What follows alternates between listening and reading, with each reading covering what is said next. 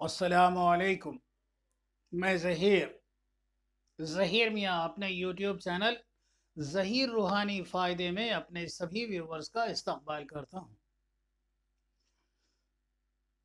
इस्माए हसना अल्लाह के मुक़द्दस सिफ़ाती नाम, कुरान मजीद में उसकी पूरी फ़हरिस्त और नबी करीम सल्लल्लाहु अलैहि वसल्लम के इसमें गिरामी की पूरी फ़हरिस्त दी होती है, जिसमें तकरीबन 99 नाम होते हैं।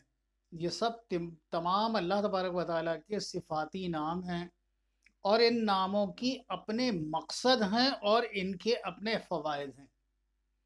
इन्हीं फ़वाइद पर मुश्तमिल बहुत से ऐसे नाम हैं जिसको पढ़ने से हमारे जिस्म में मौजूद बहुत सी बीमारियों में रफ़ाक़ा होता है, शिफा हासिल होती है।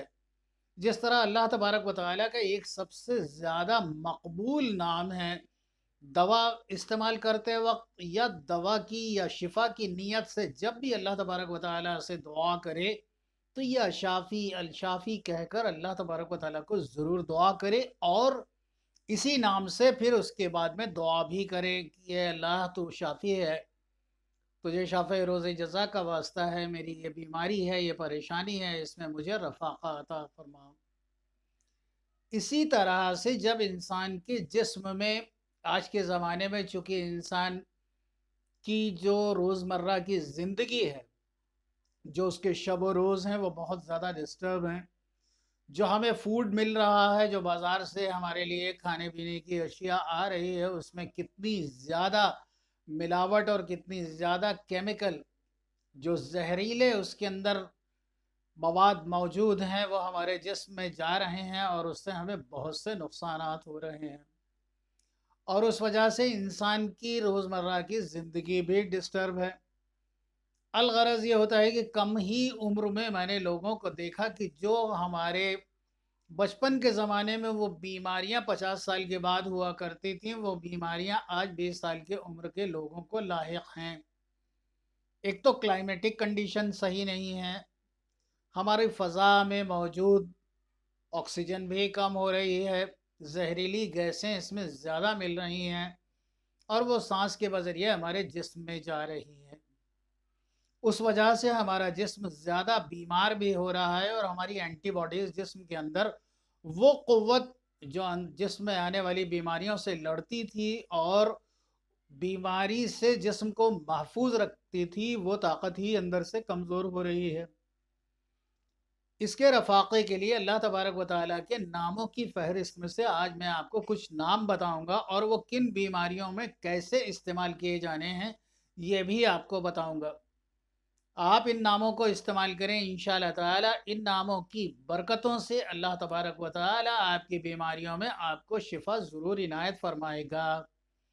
आज जो मैं आपको सबसे पहले बता रहा हूँ उसके बारे में, क्योंकि ये जो नुस्खे मैं बता रहा हूँ इन नुस्खों को आप नोट ज़रूर करते जाएं, क्योंकि ये वो कीमती नुस्खे हैं कि अक्सरियत में होता यह है कि हम लोगों अगर कोई किताब मौसर आई या कहीं कोई नुस्खे देखे, वो बयान तो कर दिए, वो हम लोग के जहन में नहीं रह जाते हैं और काफ़ी कुछ ऐसे होते हैं जो हम लोग के जहन से निकल जाते हैं। इसलिए आप लोग बराए करम इसको जो है नोट ज़रूर कर लें ताकि और लोगों तक इन नुस्खों को पहुँचाएँ और वो लोग भी इस तमाम बेहतर चीज़ों से, नुस्खों से मुस्तफ़ीज़ हों, फ़ायदा उठाएँ और आपके लिए दुआ की वजह बने।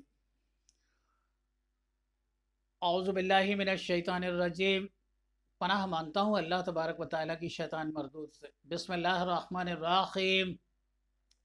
अल्लाह के नाम से शुरू जो नहायत मेहरबान रहम फरमाने वाला है। द हीलिंग पावर ऑफ इस्माए हसना।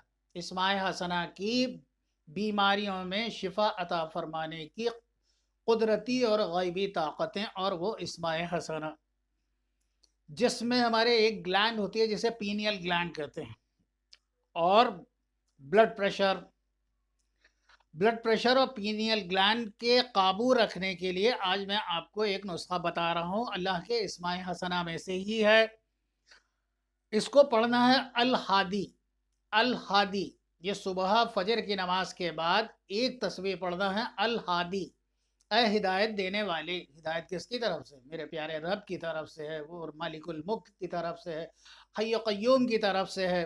अल हादी फजर की नमाज के बाद 100 मरतबा पढ़ना है और اس کے بعد میں عشاء کی نماز کے بعد بلڈ پریشر کے وہ مریض جن کے کی بلڈ پریشر بہت زیادہ یا تو لو ہو جاتا ہے یا بہت زیادہ اپ ہو جاتا ہے، اور اکثریت میں وہ کرتے کیا ہیں کہ وہ ایلوپیتھ کی دوائیں کرتے ہیں اور اس سے وہ بلڈ پریشر قابو میں نہیں آتا ہے. اس کے لیے میں بتا رہا ہوں، صبح فجر کی نماز کے بعد 100 مرتبہ پڑھنا ہے الحادی، اور عشاء کی نماز کے بعد پڑھنا ہے الخافض الرزاق. الخافض الرزاق یہ دونوں الگ الگ پڑھے جائیں گے. الخافض ایک تسبیح، الرزاق ایک تسبیح، اور اس تسبیح کو پڑھنے میں فقط آپ کے 1 سے 2 منٹ خرچ ہوں گے، اور آپ کی اتنی بڑی بیماری کا اللہ تبارک و تعالی علاج اپنے رحم و کرم سے، کیونکہ آپ کو جو بھی کچھ حاصل ہے وہ اللہ کی رحمتوں کا ہی صلہ ہے، اللہ کی کبریائی ہے جو آپ کو حاصل ہے. تو میں نے 2 چیزوں کے لیے بتایا، پینیل گلینڈ اور بلڈ پریشر. پینیل گلینڈ اور بلڈ پریشر کے لیے فجر کے بعد میں آپ کو 100 مرتبہ پڑھنا ہے الحادی، اور عشاء کی نماز کے بعد 100 مرتبہ پڑھنا ہے الخافض، اور 100 مرتبہ پڑھنا ہے الرزاق. کیونکہ رزق کے بعد ہی جسم میں ہمارے توانائی اور خون میں شدت گرمی پیدا ہوتی ہے، اور اسی سے بلڈ پریشر ریلیٹ کرتا ہے، اسی سے متعلقہ ہے. اس لیے اس کو جو ہے فجر کی نماز کے بعد 100 مرتبہ پڑھیں الحادی، اور عشاء کی نماز کے بعد 100 مرتبہ الخافض اور 100 مرتبہ الرزاق پڑھیں. اللہ بڑا غفور الرحیم ہے، ان بیماریوں میں آپ کو ضرور شفا عطا فرمائے گا.